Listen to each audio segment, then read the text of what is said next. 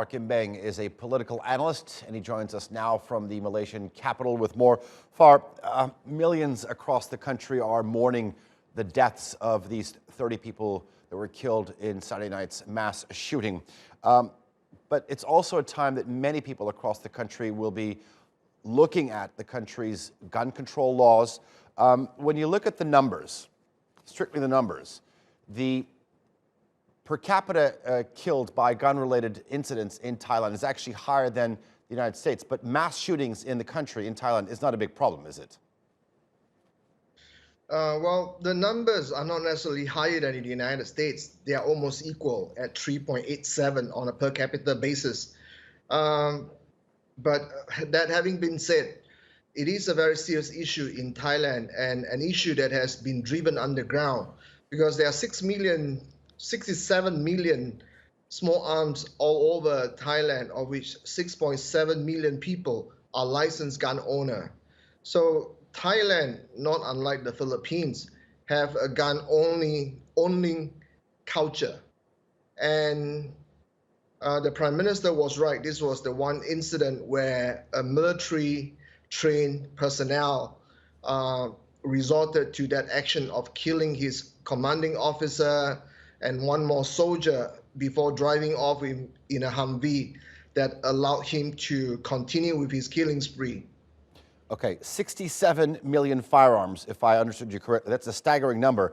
When you look at the Christchurch mass shooting in New Zealand, one of the interesting things that the country's Prime Minister Jacinda Ardern enacted was a gun buyback policy in which a lot of people actually voluntarily gave back their guns.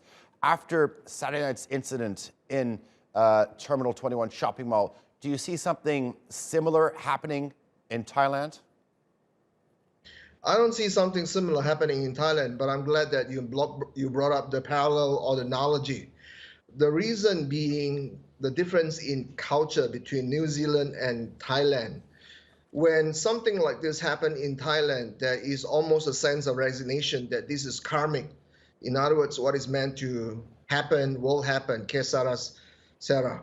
So, whereas in the case of New Zealand, what Prime Minister Jacinda Ardern did was extremely admirable. And the New Zealanders too, if I may add, they volunteered to hand over their small arms and handguns. But I don't see something similar happening in Thailand on this scale. Okay.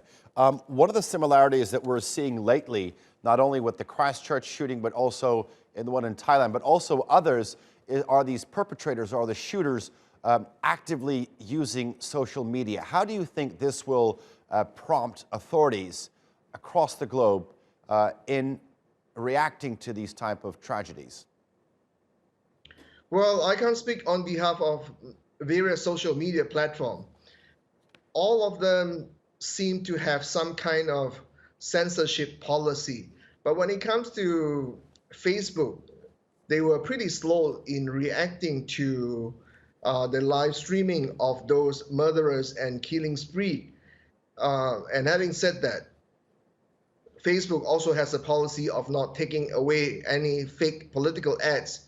So not unless the social media firms can consolidate and unify on a common policy or position, I don't think perpetrators of such scale will stop using social media to expand both the size of the audience and the immediacy of their acts in trying to express either their grievances or perhaps their mental disturbances that led to that killing spree.